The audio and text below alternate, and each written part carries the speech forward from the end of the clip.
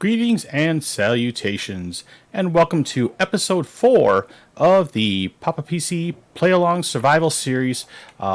Today, we're going to start off, we're going to do a little bit of cruising around, showing you where things have left off since the last episode, and then we're going to kind of talk about a few things that what we're going to be doing, and really kind of seeing about what's next and what's the plans as we continue to move forward.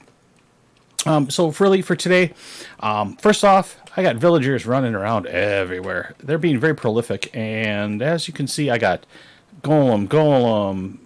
I think at one point their golem, I think I counted like 7 or 8 iron golems running around in my town. All very good signs of a very healthy village. I've actually gotten as far as getting to the point where my little village here, or my little spawner here, the two guys are still, the two villagers are still trapped in there, but I removed all the beds from inside of there, simply because I don't want them producing anymore. The villagers are doing it all on their own. Oh, I got a bunch more over here. We'll show you that in a sec. But really, so as far as the village itself goes, the chest monster keeps growing. I haven't changed a whole lot here, other than took out the beds in here. And I added some furnaces over here because, well, I needed to start cooking up a bunch of stone.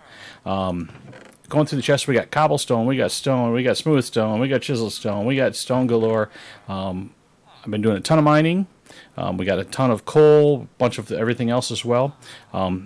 My Silk Touch Mending Pickaxe has been doing a wonderful job of getting the stone, and I actually managed to get enough diamonds and crank through levels enough to get a Fortune 3 pickaxe as well. And again, mending from my villager, which you'll notice is missing from over here. I'll show you him in a minute. But really, I've just been grinding away levels, and we'll go visit the spawner. I'll show you guys that in a minute. As far as the village itself goes, just keep harvesting the crops and using all the wonderful stuff there. I think somehow my bees died again. I don't know if it's skeletons or zombies or what may be coming in when I'm not sleeping quick enough in the evening cycles, but they keep dying, so I'm going to have to do something about actually making a real farm for the bees and keep them separated. You can see here, ooh, he's looking in rough shape. My villagers, I've been starting to segregate them and building the start of a villager trading hall. I'm going to be doing this full scale, with pistons that raise and lower them, and we're even going to do the little advantage of having the zombie back in here. I'll have a zombie that'll just roam back in here, and I'll lower the zombies down so that the villagers can get infested, or get infected, I should say, and then cured. And that would allow me to reduce their trades and get them down to an even lower level. But really, this is the big one, the mending. He's actually got power 2, power 1, and power 3, which, yeah, okay. 1 and 2s I don't foresee really using much. Of course, once the prices get down, maybe. Got him. I haven't done anything with him yet. I really just needed the grindstone to be able to disenchant junk that I had found. Another librarian. I have to still do some work with him. He's got thorns right now. I'm going to want to change him out at some point. Really, again, here I just wanted the stone cutter so I could start making the pieces for the trading hall. I haven't done anything with him, and him really. I just wanted him to be able to start getting rid of all the rotten flesh I've been accumulating, and I'll show you that. I don't have nether wart yet, so I can't really do much with the brewing stand. I do have blaze rods, but nothing else to go with it, and it's almost night. So we'll head back over this way. Sheep shearing machine, we'll come back out and do that as soon as I can get a bed. Hey, nobody's in this one. Good. We'll take that one.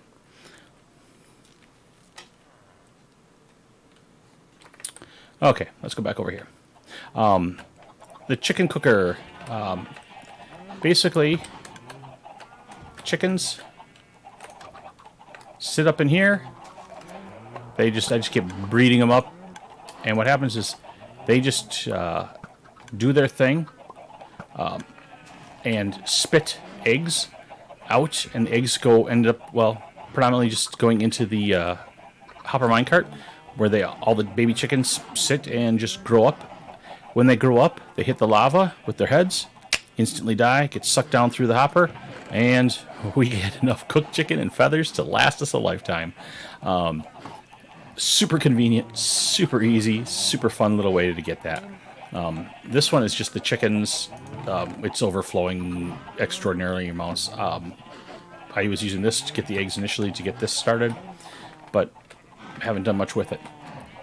The cow, I keep having to go over and use some of the leather, but in general, I've been pulling the leather out. I haven't done a whole lot with the beef, but I'm going to probably start cooking that up as I need. Although I got so much chicken, it's not really an issue. This is the sheep shearing machine, the wool machine. There is a dispenser here with shears in it, and underneath it is an observer that observes the block the sheep is standing on. When that block changes, it will trigger the observer, which will trigger the dispenser, which will trigger...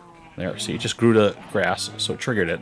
Didn't do anything, but now the sheep, seeing that it's grass, will eat it, and it will trigger the dispenser again. Boom. And then the hopper minecart underneath it sucks the wool down, and we have automatic wool. It's been running for, I don't know, a day or so when I've been online, and 2.5 stacks almost already. My plan is to take this and extend it across and maybe wrap it around and have one of each color sheep at some point as I get the dyes. But in order to do that, I need a hopper minecart, rails, and a hopper, a dispenser, and an observer. It's a lot of iron. I don't have that much. I have some, but I don't have enough to do that. So, in the very near future, we're probably going to have to be doing a iron farm.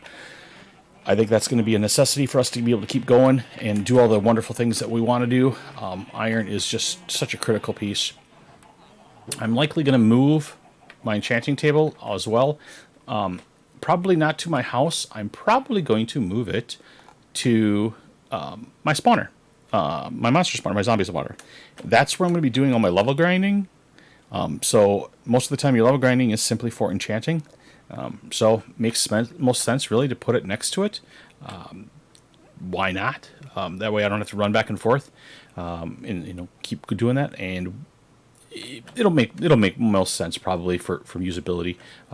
Eventually, once I get everything done up, I put stairs in to make it a little bit easier. Once I get further along and I have all my gear pretty well stocked up, I will see about maybe doing the enchanting table in the house, but for now it's gonna maybe go probably right down in here. I threw a bed down here, just got a couple of little basic things, stonecutter, because I was doing a bunch of stuff. Here is my spawner. I'll peek in and show you guys the inside. Now I don't know how well you can see it, but there is the spawners in the middle here. Let me throw up a torch here, just so you guys can see. There we go. The zombies spawn, they drop, they fall into the water. Pretty common, pretty typical zombie spawner setup. They get sucked down into that little tunnel there, which really is just a chute that goes across. I put ice at the bottom, and then it goes up here all the way about 23 blocks or so, with a bubble elevator with some soul sand and water, and that raises him up, and then they fall down onto this little platform here where I can one-shot him and kill him. All the loot goes into here. I had probably 2.5 rows of rotten flesh. I've still got a ton more. I'm going to have to clear out, take it up to that cleric, trade it in for diamonds. It works great for me, but we'll have to see what happens. Let's see. Come on, there should be some dropping. They get a little stuck sometimes until you get enough of them brewed through. Oh, you see, I'm carrying a bucket of milk. I had pillagers in my village. I ran to get a bucket of milk so I could kill them, and by the time I got back there, they were gone. So okay, we'll see what happens. But overall, that, like I said, I've been just sitting here and I did grinding of levels for quite a while. I've still got the same iron gear, but I did make a looting 2 mending sword. I still need to add sharpness. I want to get looting up. I want to get unbreaking on there. I want to, get a few of the other pieces on there. The unbreaking and efficiency on here is pretty solid. I can raise the efficiency on this one a little bit, but we'll see what I can do. But really, I wanted 1 silk touch so I can get stone and everything else, and then 1 fortune, which eventually I'll probably just stick in a ender chest and just carry it around, but not use it all the time. I still got to do the axe, the shovel, and all my gear. I don't quite have enough diamonds for all of that yet. I'm getting close. I need to do a couple big mining sessions in between episodes, which is the plan right now. I do have an okay bow, power 4 punch flame. No mending, no infinity on it, neither one of those yet. I will eventually add those to it. As far as diamonds go, I've been just grinding away down at diamond level, trying to get some more, and I think I have 20 some right now. I'll have to go look in the chest again. But it's a pretty good start. Not quite everything I need, but it is getting pretty close. Now, in order to make the spawner, I did need a few other things, and in particular, I needed ice. Ice was not fun. I ended up, obviously I couldn't do it until I got the silk touch, but I ended up having to go that way about, I want to say, well, it was about 1,000 blocks or so. It took me in game of about roughly a little over a day to get there, but it was kind of worth it. I was able to do what I needed, to get there and get that. The other thing I did do, and I'll show you guys in a sec, is I went. So there's all the ice. I got a bunch of packed ice and turned a few of them into blue. You'll see I got some glowstone, I got some nether brick, I got some nether rack, soul sand, and magma blocks. Yep, that means I actually found another fortress. I am actually pretty bummed. I didn't notice it when we first went in there. It was right there in front of me. It was right there in front of the spawner, just out of sight, out of render distance. Uh-oh, that's not good. That's where all my villagers are disappearing to. Huh, I'm gonna have to fix that. That's not good. Especially like this one. Yeah, I already started trading with him. So I'm going to have to go block that off on the other end. But what you can't really see is, it's hard to see, but there is actually another fortress right across there. You can see the pillars coming down from it down into the lava.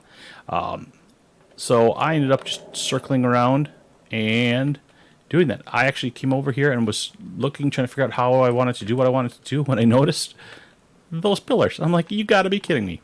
So we have some options there. I think these villagers are probably a lost cause. Not good. Oh well. I've been wondering. I thought I was missing villagers. So what I'm going to end up doing is I think I am going to come back on this side, come down here and get myself some fences and some fence gates and close that sucker off, so that no more villagers go wandering through it. That's not good. We got a couple fences. Let's go ahead and make some more wood. Let's go ahead and make some more sticks. Let's go ahead and make some more fences. Let's see, we're going to need... and a couple gates. Let's make this a little bit more. One more should do it. Okay. Uh-oh. It's night again. Yeah, I'm obsessed with trying to not have that happen. Without having nightfall, because I lose too many villagers at night. And obviously I lose them in the Nether too. Oops. Bad on me.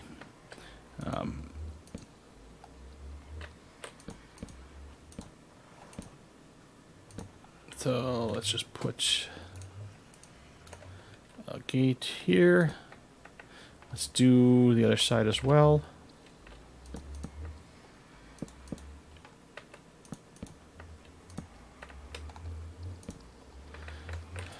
I'm going to knock these out though, because last thing I need is something just accidentally walking up over the ledge, because I had that happening in my sheep pen continuously with farmers walking over the edge.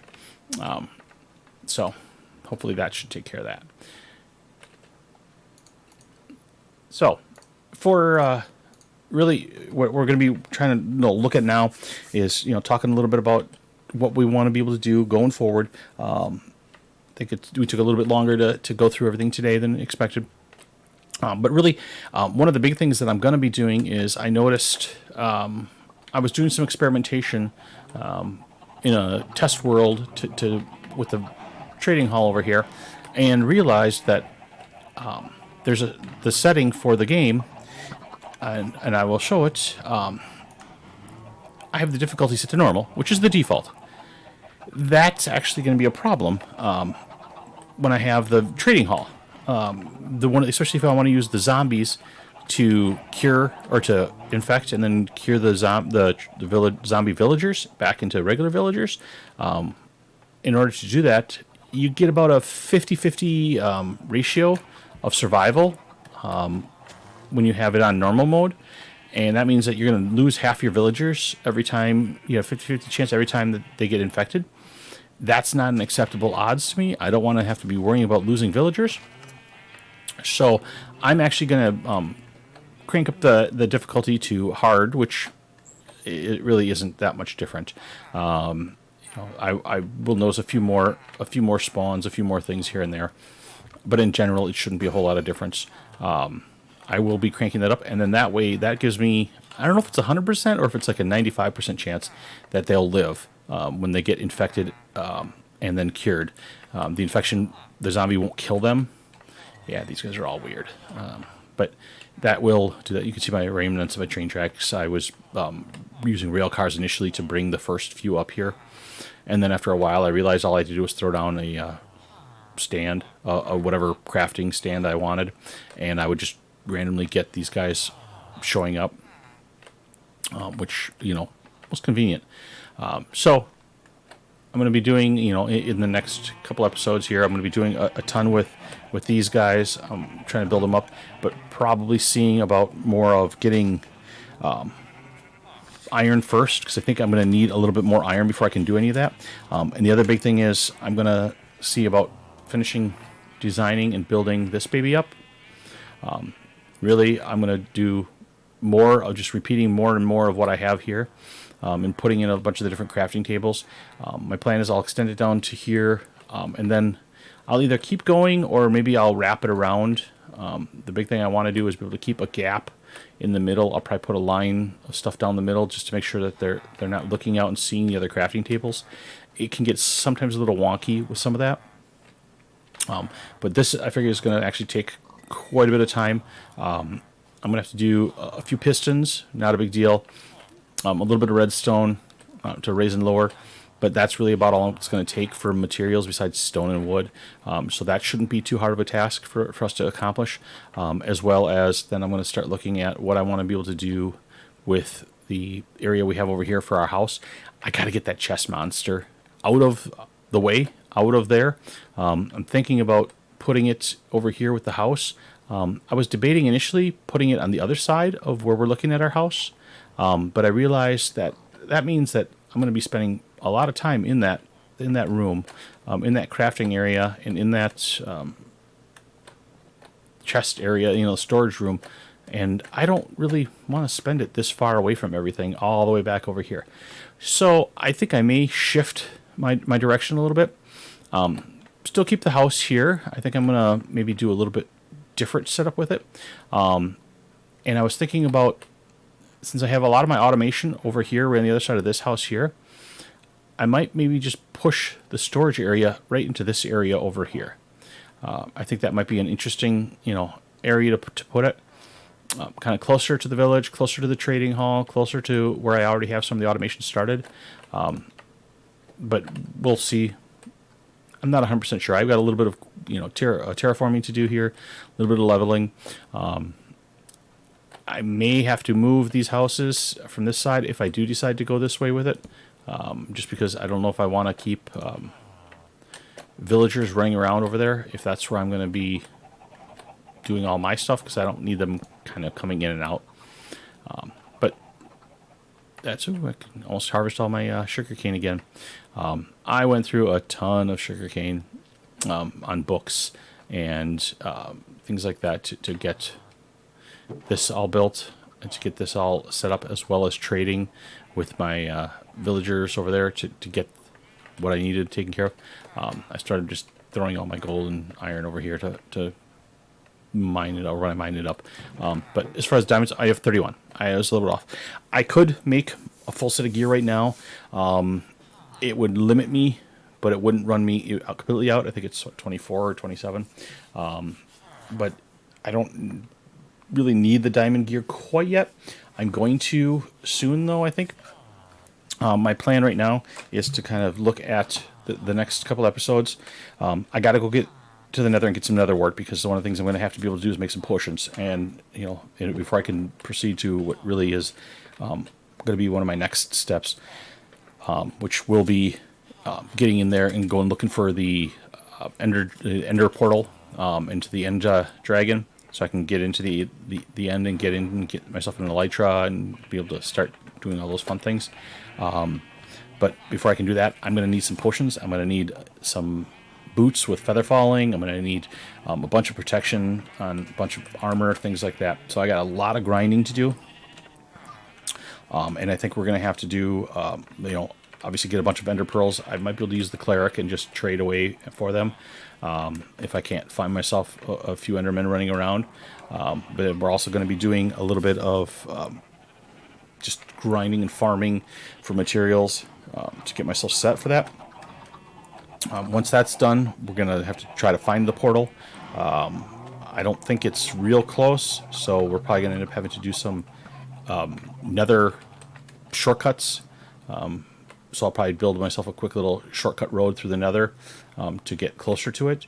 But at the same time, I know that 1.16 is very soon. Ooh, that was cool. 1.16 is coming out very shortly.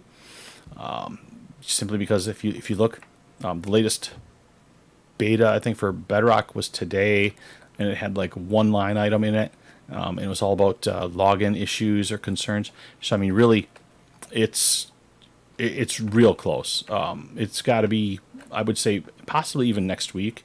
I wouldn't be surprised, but if not, I would say it's going to be before the end of July. We're going to get the 1.16 drop. And my plan is still, as soon as that happens, to reset this Nether.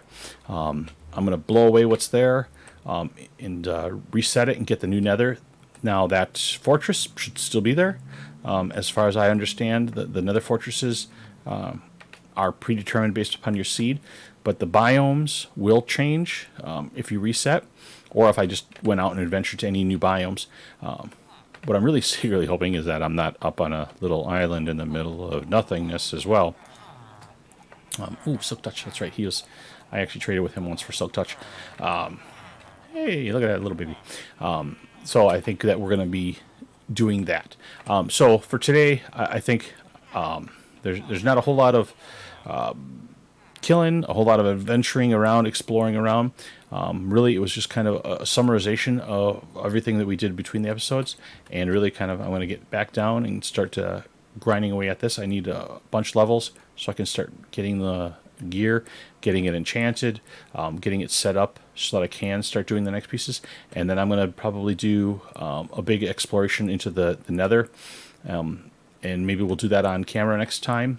And go look for that nether wart, so I can start building those potions, because that's going to be a critical piece for me. And I'm going to have to find myself some phantom membranes if I want to do potions of slow falling as well. Those are going to be a necessity for me. So I'm going to have to stay up a few nights and see what I can do, and hopefully keep all my villagers safe. So for now, what I'm going to really be doing is just grinding away on these bad boys here. Hopefully they keep dropping and keep coming in quick, and we'll see what I can do to get anything. I don't get a whole lot of other drops. I get a little bit of the foods, some potatoes and some carrots, an occasional iron ingot. I think I've gotten 10 or 12 iron ingots total out of there now. Every once in a while, a skeleton will spawn in there somehow, and I'll get one, which is cool. So I'll get an arrow or a bow or something like that. But in general, it's been pretty much just, I had a few bones there, pretty much just skeletons, or excuse me, just zombies, which I'm good with. That helps me, like I said, it's levels, it's easy. They drop the rotten flesh. I can get the rotten flesh over to the cleric. I can take the cleric. Ooh, that one died on impact. That's not good. In general, they should be pretty much down to about a one hitter. I should be able to even kill them with a dirt block if I really needed to. It should be optimum. Initially, I had it built down a couple layers, and every one of them was dropping and dying, so I had to bring it back up a couple notches. Two with a piece of dirt. So I think that'll still work, though. Ooh, nice.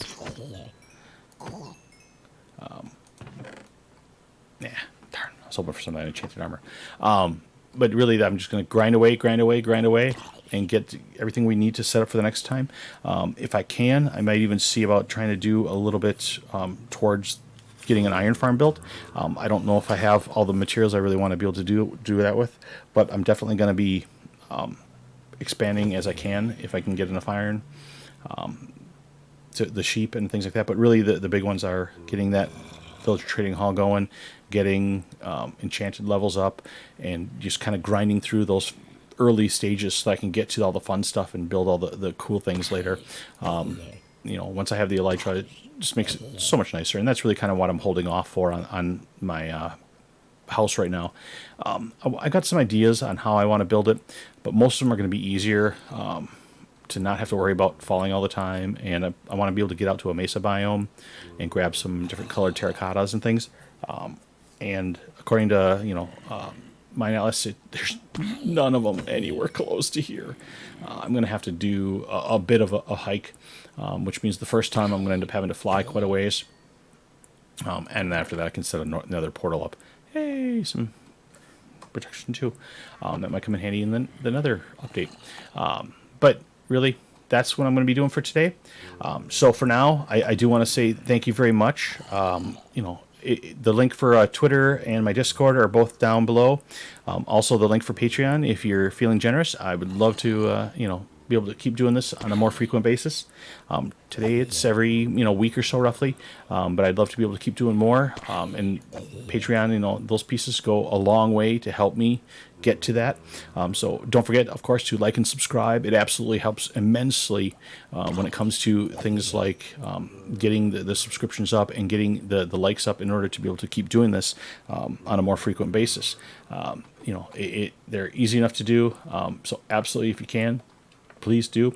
And I would say is everybody continue, have fun, and we will see you on the next episode.